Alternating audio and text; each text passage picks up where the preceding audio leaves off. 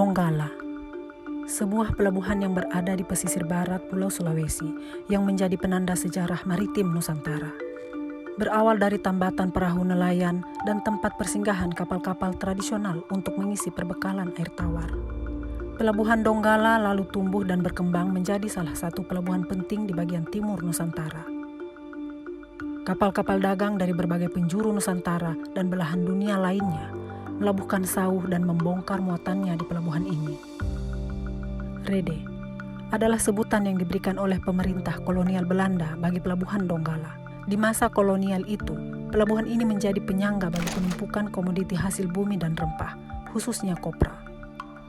Stom kapal yang terdengar di seantero kota Donggala tidak hanya sekedar penanda bagi kapal yang sedang melabuhkan sauhnya, tetapi juga menjadi penanda bahwa roda ekonomi masih berputar di kota pelabuhan ini. Suara stom kapal itu sudah lama menghilang dari pelabuhan ini, seturut dengan berhentinya perputaran ekonomi di kota Donggala.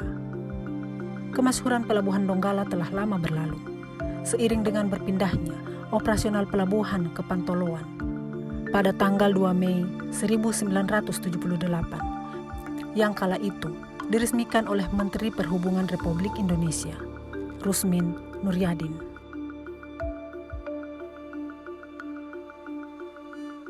Begitu banyaknya pekerjaan, begitu banyaknya kapal yang masuk sampai Donggala ini, sampai kadang-kadang ada kapal yang tidak sempat dibongkar.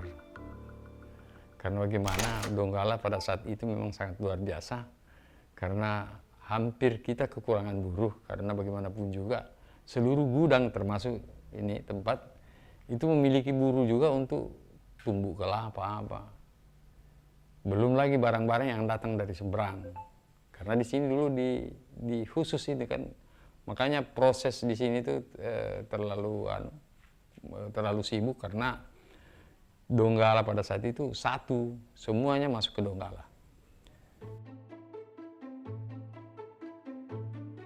Runtuhnya kemasyhuran pelabuhan dan kejayaan ekonomi kota Donggala pasca pemindahan operasionalnya masih harus didera oleh bencana gempa bumi, tsunami dan likuifaksi yang terjadi pada tanggal 28 September 2018. Kota Donggala yang berada di pesisir Teluk Palu juga menjadi wilayah terdampak akibat bencana tersebut. Pelabuhan dan bangunan tua warisan budaya yang sebelumnya telah ringkih, lapuk, dan rusak tak terawat turut hancur bersama pemukiman yang ada di pesisir pantai. Reruntuhan bangunan dan dermaga tersebut seakan menjadi penanda baru bagi pelabuhan bersejarah ini. Namun, pertumbuhan ekonomi dan aktivitas sosial di kota Donggala tersebut perlahan menyurut seiring dengan kebijakan untuk pemindahan operasional pelabuhan bersejarah ini. Setelah lebih dari 1 dasawarsa sejak Orde Baru berkuasa, Donggala sebagai induk yang memekarkan kota Palu, Kabupaten Parigi, dan Kabupaten Sigi menjadi daerah-daerah otonom. Saat itu pelabuhan Donggala masih ramai disinggahi kapal-kapal PT Pelni, perusahaan pelayaran milik negara yang beroperasi di alur laut Kepulauan Indonesia. Di dermaga juga ramai oleh kapal-kapal barang yang mengangkut hasil bumi dan ternak sapi dari Sulawesi Tengah. Namun, pertumbuhan ekonomi dan aktivitas sosial di kota Donggala tersebut perlahan menyurut seiring dengan kebijakan untuk pemindahan operasional pelabuhan bersejarah ini ke Pelabuhan Pantoloan, pelabuhan baru yang berada di seberang Teluk Palu. Kini, aktivitas bongkar muat di Pelabuhan Donggala terlihat lengang, tak lagi terlihat kapal-kapal berlabuh. Tak terdengar lagi hiruk-pikuk para buruh yang mengangkut barang.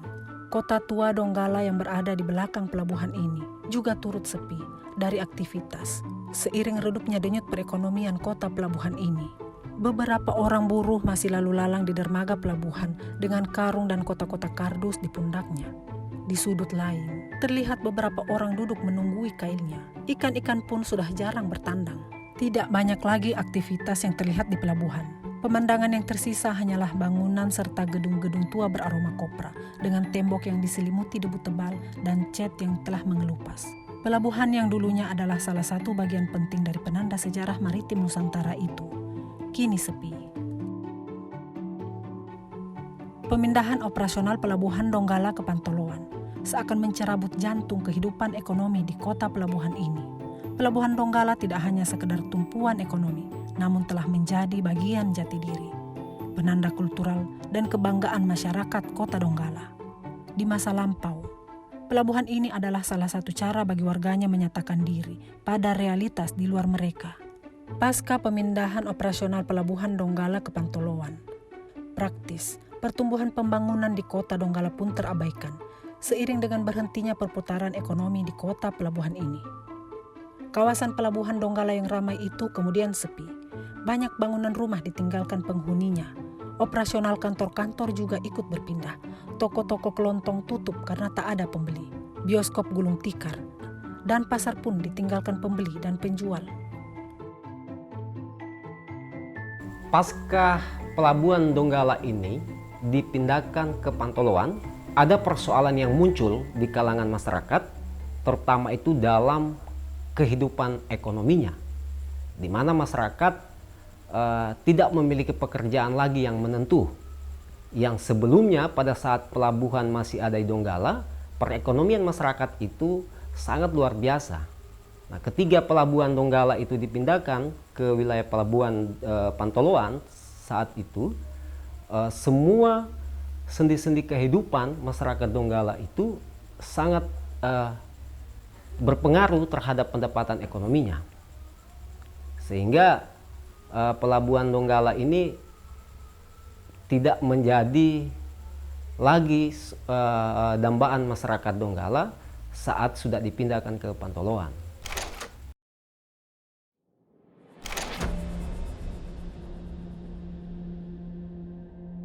Di masa lampau, Donggala adalah bagian dari kesatuan wilayah Kerajaan Banawa hingga kemudian VOC, sebuah kongsi dagang milik Kerajaan Belanda, mengikat Donggala untuk kali pertama dalam perjanjian penyerahan emas melalui Traktat Banawa pada tahun 1967. Perniagaan maritim di masa kolonial Belanda di Nusantara semakin intensif hingga memasuki abad ke-20. Demikian pula dengan intensitas perdagangan maritim antar kota dan ekspor-impor melalui Donggala yang menjadikan pelabuhan di kota Donggala ramai. Sejak pemberlakuan perjanjian Traktat Banawa 1967, Pelabuhan Donggala telah menjadi pelabuhan penting bagi VOC. Pelabuhan Donggala kala itu juga menjadi wilayah perebutan kuasa dari 3 kerajaan besar di Pulau Sulawesi, yaitu Kerajaan Ternate, Kerajaan Goa, dan Kerajaan Bone. Untuk memperluas pengaruh kekuasaannya, kolonial Belanda kemudian menjadikan kota Donggala sebagai wilayah penunjang bagi pemerintah Oost Celebes di Makassar dan Midden Celebes di Manado. Ketika bangsa Eropa menemukan kopra sebagai olahan bahan dasar pembuatan margarin, sabun dan minyak nabati, kopra telah menjadi salah satu komoditi yang sangat dibutuhkan, yang kemudian diperdagangkan secara internasional. Pada kurun waktu tahun 1920 sampai dengan 1939, wilayah Nusantara telah menyuplai 29% dari kebutuhan kopra dunia. Ketika Selat Makassar dibuka menjadi jalur 14, yang merupakan jalur pelayaran dari KPM, sebuah perusahaan kapal uap milik Kerajaan Belanda yang sahamnya dikuasai swasta, melegitimasi dan meningkatkan kekuasaan tata niaga dan perdagangan kopra dari kolonial Belanda di masa itu. Pada 13 September 1940, di kawasan Pelabuhan Donggala, didirikan Headstichting Kopra Fonds atau dana kopra yang bertugas memborong dan menimbun kopra dari petani. Pada masa itu, dibangun gudang-gudang penimbunan kopra di Tahuna, Manado, Bitung, Kema, Kota Bunan, Amurang, Inobonto, Kuandang, Gorontalo, Toli-Toli, Donggala, dan Poso.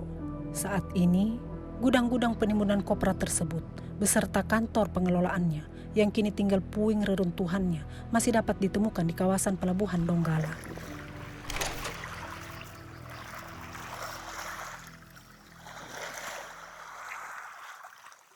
Jadi jam 5 itu buruh sudah mulai kerja. Makanya di warung-warung. Karena begitu banyak warung kan. Karena buruh dari Ganti, dari Loli, dari Bonoge, bahkan buruh Donggala itu sendiri. Nah, dalam proses itu, di situ itu puncak kejayaannya Donggala pada saat itu. Dan kemudian berlapisnya ekspor kopra itu. Makanya memang sangat luar biasa. Jadi kadang-kadang kapal yang datang dari Jawa itu tidak tersusun rapi, mungkin muat Manado punya dimuat dari Jakarta. Terus kemudian Donggala punya dimuat di Surabaya. Jadi mesti dibongkar dulu Donggala baru ke Manado. Kadang-kadang kalau Manado dulu sampai, barangnya dibawa dulu ke Manado. Sama dengan pembuatannya di Kalimantan, kapalnya tidak bisa masuk ke sungai, kandas dia, jadi dibongkar dulu di Donggala. Jadi itu semua yang membuat begitu ramai ini Donggala pada saat itu. Itu sangat luar biasa. Belum itu bongkar kita itu minyak itu tidak lewat tangki tapi lewat drum. Itu. Jadi itu dibongkar semua pakai tangan, dilempar ke laut baru berenang disorong ke PKKD itu.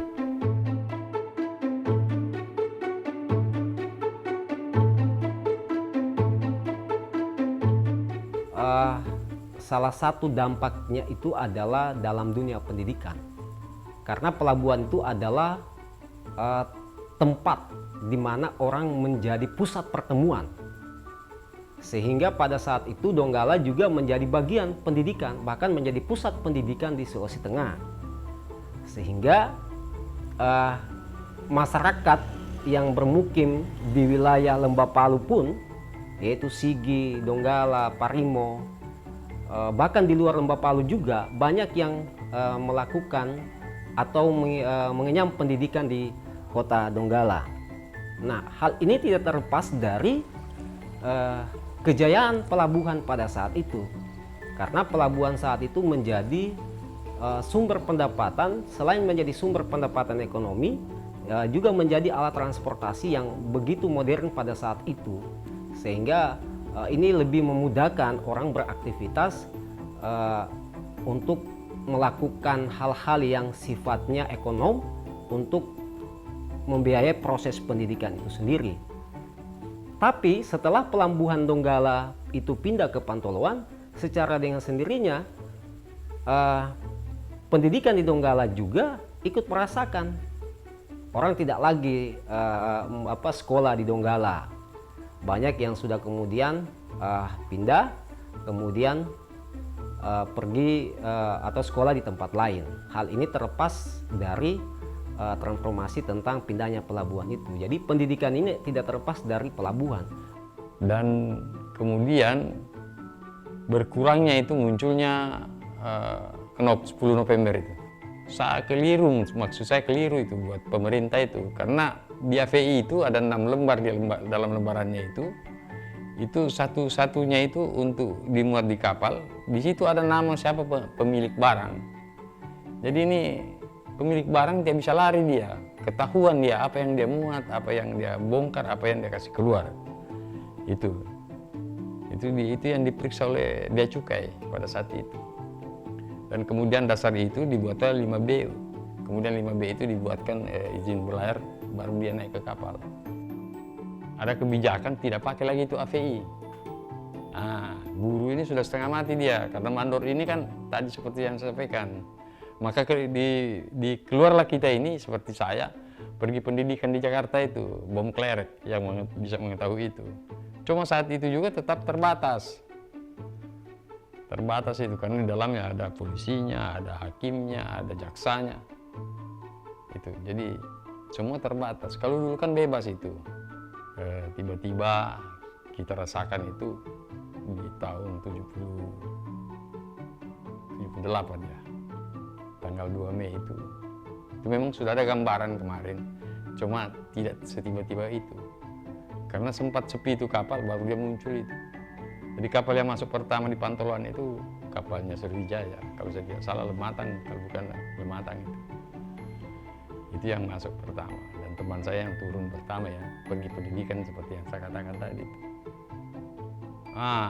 Itu begitu pindah itu pelabuhan ke Donggala itu sangat luar biasa. Itu Donggala itu menangis. Karena kenapa? Memang betul-betul tidak ada kegiatan. Terlalu banyak yang dia tutup, yang dia kasih hilang.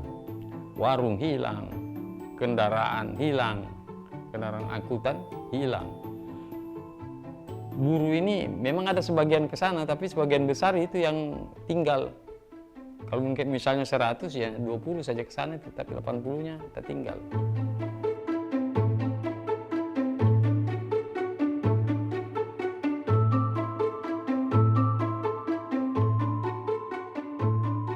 Aroma kopra yang segera tercium ketika memasuki kawasan pelabuhan Donggala memang masih tersisa. walau tak lagi setajam dulu. Gudang-gudang yang dulunya menyimpan ratusan ton kopra kini terlihat sepi, dengan pintu tertutup dan tergembok.